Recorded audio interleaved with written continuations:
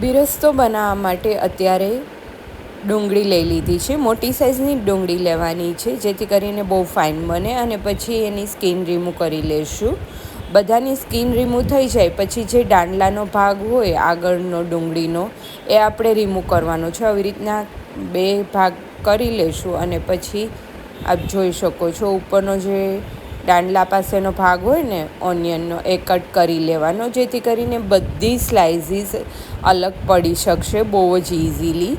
હવે આની સ્લાઇસીસ કરી લઈશું. સાવ પતલી પતલી સ્લાઇસ કરવાની છે. તમને આનાથી ના ફાવે તો તમે સ્લાઇઝરમાં બી કરી શકો, સાવ પતલી થશે. તો આવી રીતના બધી ડુંગળીની આપણે સ્લાઇસ કરી લેવાની છે.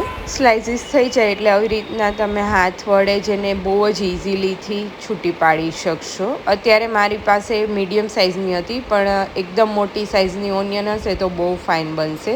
હવે તેલ ગરમ કરવા રાખી દીધું હતું એક પેનમાં, અને તેલ ગરમ થઈ ગયું છે, આવી ગયું છે એકદમ પ્રોપર. તો એમાં આપણે ઓનિયન એડ કરી દઈશું બધી, અને પ્રોપરલી આપણે મીડિયમથી હાઈ ફ્લેમ ઉપર જ આને ફ્રાય કરવાની છે, જ્યાં સુધી ગોલ્ડન બ્રાઉન કલર આવે ત્યાં સુધી. રેડી છે બિરસ્તો. તો આને તમે બિરયાનીમાં યુઝ કરી શકો, બહુ જ ફાઇન ટેસ્ટ આવે છે. અને બીજી રેસિપીમાં બી યુઝ કરી શકો.